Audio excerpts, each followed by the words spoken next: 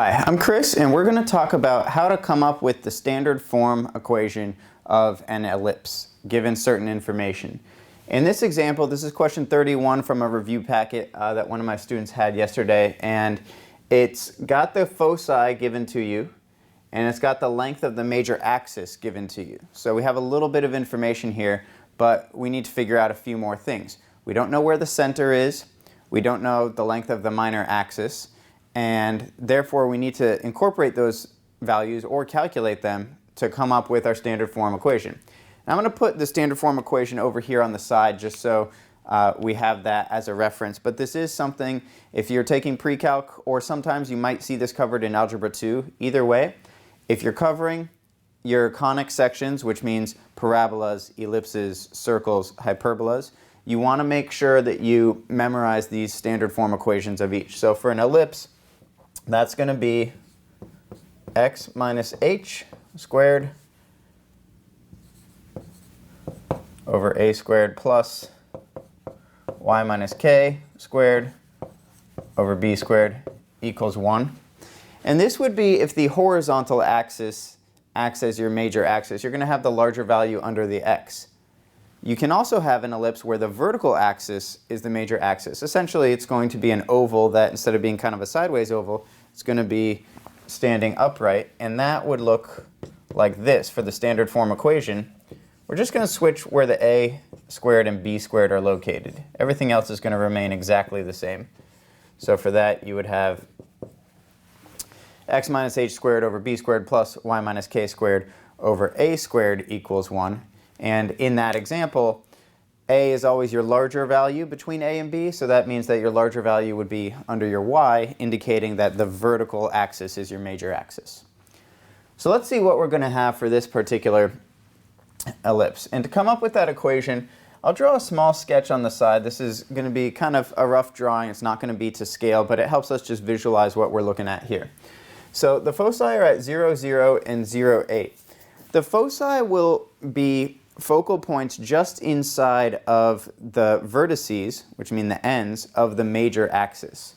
So if we have 0, 0, and let's call this 8, 0, 8 as a foci, that means that we're looking at, if your major axis runs up and down, we're looking at this second equation right here, and we're going to have an oval or an ellipse that runs in that vertical direction. So it's going to be something like this, just to kind of ballpark it a little bit. So now we know that we're dealing with this standard form equation, and let's see if we can figure out where the center is going to be located, because the center will have coordinates h, k. So if you can figure out where the center is located, you can figure out the values to plug in for h and k in this standard form. So if we look, here we have the two foci given to us. What do we know about the center of an ellipse? So hopefully, if you are looking at these two foci, you can identify that the center is going to be the midpoint of the two foci. It's going to be right in between. So if this is 0, 0, and 0, 8, our center will be at 0, 4. So if the center is at 0, 4, then we can start to put together our equation a little bit. I'll put that down here. So you're going to have x minus 0 quantity squared. You don't have to write in the minus 0. Whenever it's 0 as the point for the center, you can just leave the variable itself. So that's going to be over b squared, and then plus y minus 4 quantity squared over a squared equals 1. I'm going to leave those blank for right now because we have to figure out the values of a and b in order to plug in underneath each. So the length of the major axis is 36. How do we find the length of the major axis? So hopefully, if you're looking at this, you're saying, okay, well, 36 seems like a large number for a. I'm not going to want to plug in 36 squared. That's going to be something huge. That's a number larger than I've seen for these other types of problems. How do I figure this out? Well, the value for a that you have is going to be half of the length of your major axis. Your major axis length is equal to 2a. So that means here in our diagram, a will be this value from the center to the vertex. So for this particular example, a will only be 18. So a is going to be 18 And when you square that value, 18 times 18 is going to give you 324. So a squared, a will equal 18, and a squared, which goes under our y value, will be 324. Now we have to figure out the value of b. So we know a is 18. We're trying to find b.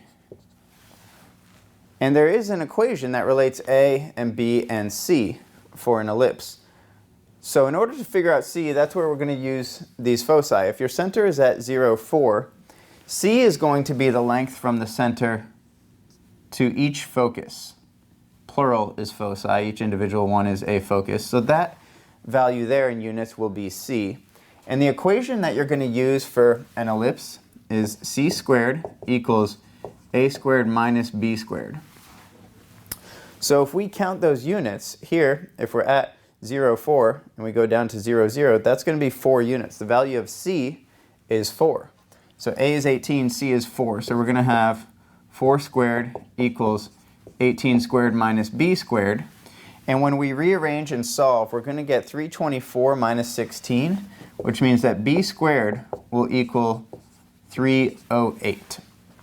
And 308 will go under your x value because that's going to be the value of b, which indicates 2b will be the length of your minor axis, which is the thinner part of the oval.